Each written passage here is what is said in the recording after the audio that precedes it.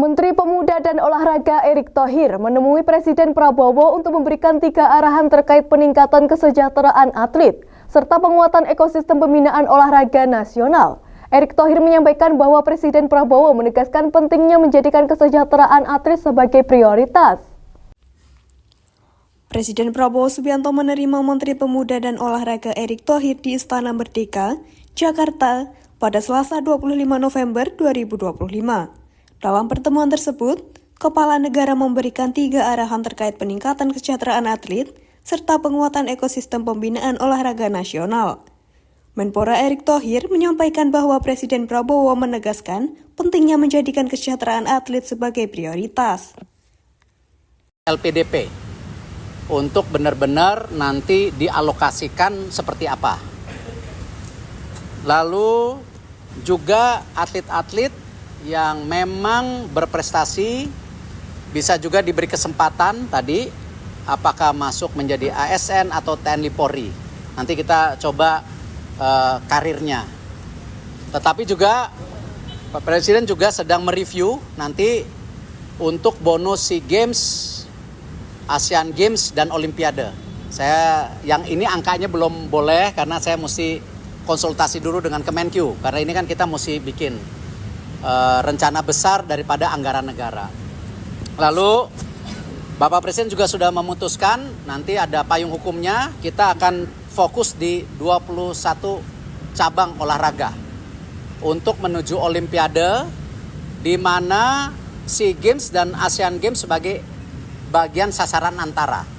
Jadi semua seperti yang disampaikan tadi kepada saya dan saya juga sudah sampaikan ke semua cabur bahwa kita benar-benar harus efisien, tepat sasaran sehingga pengiriman atlet nanti tidak coba-coba lagi tapi benar-benar para tentu semua ada targetnya ya untuk cabur-cabur yang mengirimkan atlet seperti yang kita lakukan sekarang di SEA Games ataupun nanti Asian Games dan tentu Olimpiade.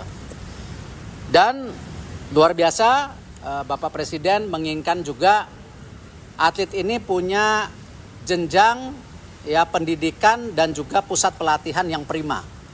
Kita negara besar, selama ini kita terlewatkan dengan banyak negara Asia Tenggara. Nah, kita harus mulai membangun.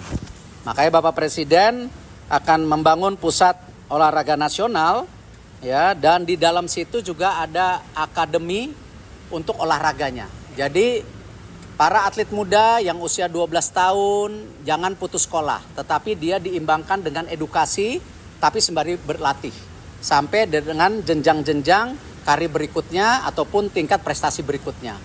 Nah ini beliau sudah menyiapkan tanah ya itu sebesar 300 hektar. Tapi izin saya nggak boleh umumin dulu karena ini masih dalam proses administrasi dan di situ juga ada fasilitas asrama, lalu ada sarana latihan dan semua kesehatan yang terbaik. Bapak Presiden ingin memastikan atlet kita mendapatkan fasilitas terbaik. Itu yang saya bisa sampaikan.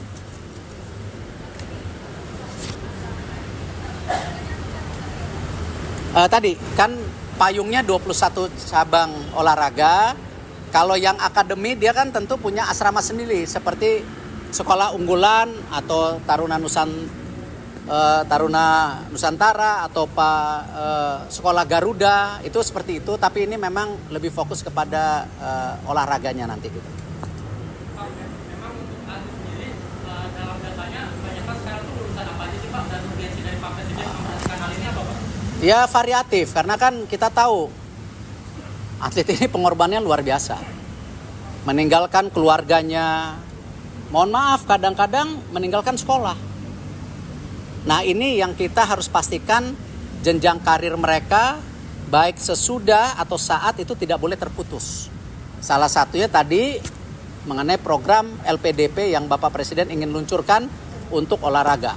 Ini luar biasa dan kami juga masih juga menggodok yang pernah saya sampaikan tentu dana pensiun atlet yang Bapak Presiden minta tapi ini masih mungkin proses 1-2 tahun. Tapi ini yang program yang harus dikejar saya untuk 1 tahun ke depan. Kenapa? Gini, sentra-sentra itu di provinsi harus ada nanti. kita akan selaraskan.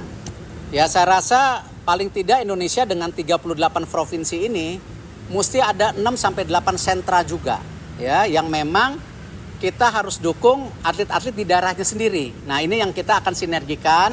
Jadi ada yang jenjangnya nasional dan internasional, tapi juga ada pembibitan yang memang dari daerahnya masing-masing. Nah, ini kita harus rapikan. Ini sejalan nanti bagaimana PON ke depan. Jadi memang salah satunya usulan kalau bisa PON ke depan itu bersamaan dengan SEA Games. Ya, jadi pas, jangan PON dengan Olimpiade. Karena sekarang tertingginya ini Olimpiade, Asian Games atau SEA Games sebagai sasaran antara. Ini yang nanti kita coba perbaikin, diskusi dengan tentu baik KONI ataupun dengan para cabang olahraga lainnya gitu. Masih dalam proses.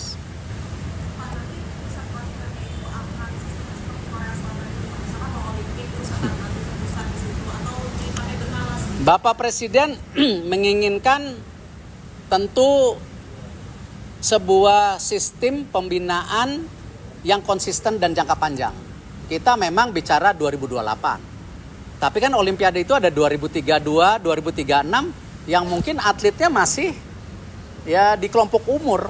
Nah, inilah kenapa Bapak Presiden juga ya kemarin saya sempat benchmarking ke Inggris, diminta Bapak Presiden, kayak di Inggris itu pemerintah Inggris punya dana alokasi buat cabang unggulan. Ya, angkanya juga saya nggak usah sebutin, nanti Google sendiri, angka yang luar biasa. Kenapa? Kita bisa lihat Olimpiade itu dulu awalnya Inggris hanya 2 emas, sekarang banyak sekali emasnya. Nah, memang kalau kita lihat selalu Bapak Presiden bilang, kalau kita ingin melihat negara yang maju ke depan, yaitu kan tadi ada 3. 1, memang ekonominya tumbuh. Kedua, tentu pertahanannya yang baik. Yang ketiga, ya olahraganya masuk dalam kategori yang berprestasi. Nah, disinilah Bapak Presiden ingin ada kesinambungan. Makanya nanti salah satunya ada program khusus buat atlet-atlet elit ini untuk berprestasi. Apakah di luar negeri, apakah di dalam negeri, ataupun kita membiayai di berbagai turnamen yang memang sesuai dengan garis besar daripada olahraga ke depan. Dan itulah tadi saya sampaikan ke Bapak Presiden, tentu DBON yang sudah ada, nanti kita juga revisi sedikit, ya. Karena nanti ada promdek, kita juga nggak mau nanti 21 cabur ini berleha-leha karena udah masuk, ya tidak memikirkan prestasi, hanya budget saja. Nah, ini mesti ada promdek, ada mungkin 3-4 cabur nanti yang akan menunggu. Jadi kalau cabur yang besar lengah tidak berprestasi, cabur yang di bawahnya ini akan bisa menggantikan cabur-cabur yang 21 ini. Ini saya rasa tepat, sehingga semua pimpinan cabur, KONI, KOI harus bersatu. Dan saya kembali ditekankan juga tidak ada lagi dualisme di cabang olahraga. Saya sudah mengirimkan surat kepada KOI dan KONI untuk musyawarah dalam mufakat, sehingga di Desember ini bisa tuntas, kalau tidak di bulan Januari nanti kita ambil alih. Pak, terkait dengan cabur 14 ini Pak, ini Sebagai apa? Sebagai apa dulu? Sebagai apa nih? khususnya ke federasi gitu Pak. Kalau federasi saya copot ini dulu. Tapi terkait SEA Games Pak, terkait SEA Games juga Pak, ini kan ditargetkan ini meraih merah gitu ya Pak. Ini publik pada menyayangkan, padahal kita di edisi sebelumnya ini bisa mengakhiri puasa emas selama 32 tahun Pak. Ini gimana Pak dengan banyaknya budget kritis Pak? Perspektifnya begini, kita sebagai Kemenpora tidak bisa lihat satu persatu. Kemarin kalau teman-teman media ingat, budget awal Kemenpora itu hanya 10 miliar. 10 miliar itu mengirim 120 atlet. Tapi alhamdulillah Bapak Presiden menginstruksikan saya untuk mencari jalan kepada Pak Purbaya waktu itu untuk memang menambah anggaran dan menyisir anggaran kami.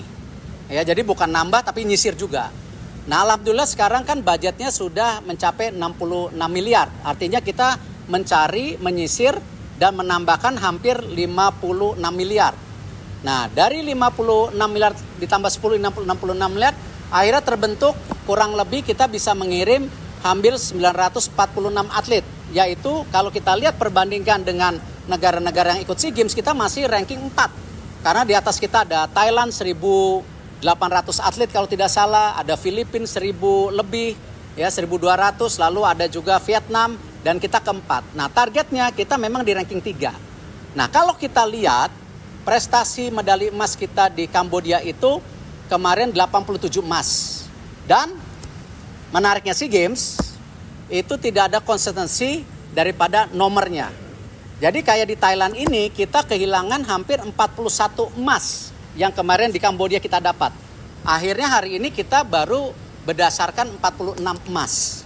Nah, kalau 46 emas, kalau kita mau ranking 3, itu kan kita harus kembali ke 80 emas. Padahal 41 nomornya yang emas nggak dipertandingkan. Ini bukannya apa-apa, ini kebijakan tuan rumah.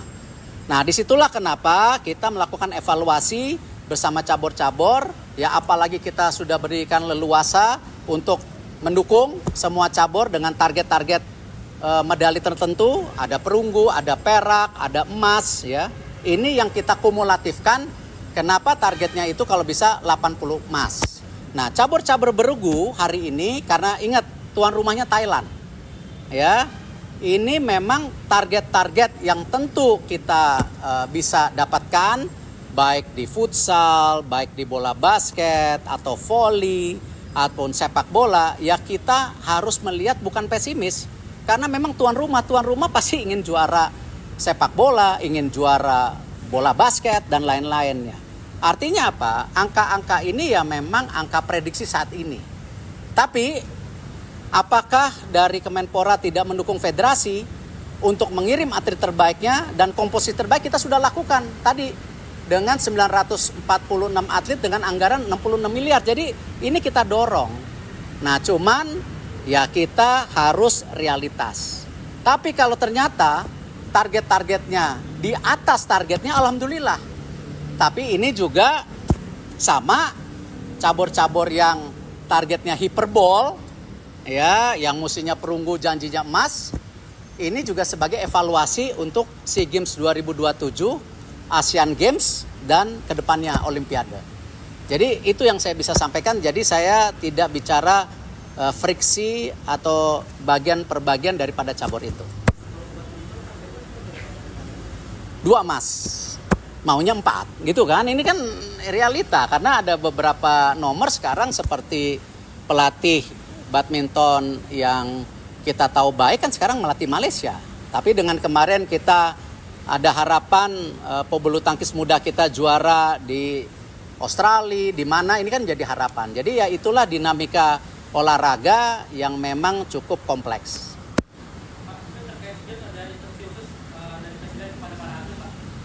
Nanti kita tunggu ketika Bapak Presiden melepas secara resmi, kita tunggu tanggalnya.